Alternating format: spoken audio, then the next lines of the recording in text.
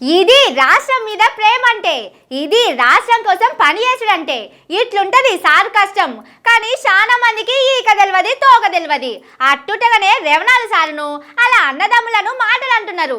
తెలంగాణ కోసం అలా పడుతున్న కష్టాన్ని మాత్రం చూడరు. తెలంగాణ కోసం కొట్లాడేటోళ్ళ మీదకి తుపాకీ పట్టుకుని పోయిందని అందరూ రెవనాలు సారును మాటలు అంటారు. కానీ అలా ఇంటోళ్ళందరూ కలిసి ఇప్పుడు తెలంగాణ కోసం ఎట్లా కొట్లాడుతున్నారో చూస్తే పరేషాన్ అవుతారు.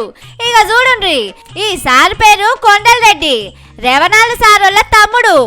సార్తోని అమెరికా పోయిందని అనుకుంటున్నారు కదా, కానీ కాదు.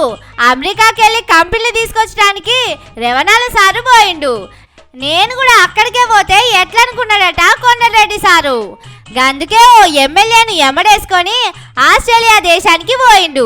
అమెరికా నుంచి అన్న తెచ్చిన కంపెనీలంటే ఆస్ట్రేలియాకి వెళ్ళి నేనే ఎక్కువ తెస్తానని షర్తు కట్టుకొని పోయిండట.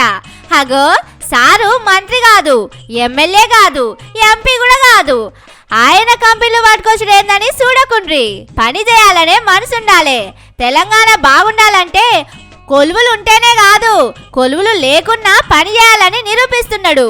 సారు పడుతున్న కష్టం చూసి ఆయనను పెద్ద కుర్చీలో కూర్చోబెట్టి ఇగో ఈ ఎమ్మెల్యే సారు చిన్న కుర్చీలో కూర్చున్నాడు. అప్పట్లో భట్టి సారును కూడా ఇట్లనే చిన్న పీట మీద కూర్చోబెట్టిండ్రు. ఇప్పుడు ఇగో ఈ ఎమ్మెల్యే నాయిని రాజేందర్ సారును కూడా అట్లనే చిన్న కుర్చీలో కూర్చోబెట్టిండ్రు.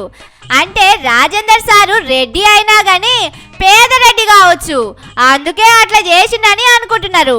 కానీ రాష్ట్రం ఎంత తిప్పలు పడుతున్నారో చూడుండ్రి.